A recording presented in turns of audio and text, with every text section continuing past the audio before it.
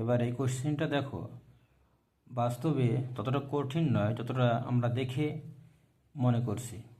যদি আমরা root cube 1.2 equal to A ধরি এবং cube root 4.8 equal to B ধরি এবং মানগুলো বসাই, তাহলে পাবো A plus B square minus A B plus B square.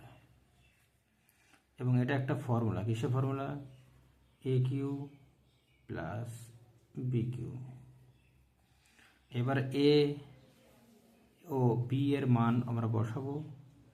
এর মান 1.2 কিউব প্লাস বি 4.8 কিউব। তাহলে 1.2 1/3 কিউব প্লাস 4.8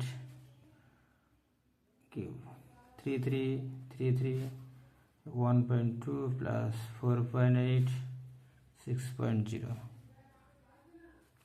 so 6 answer.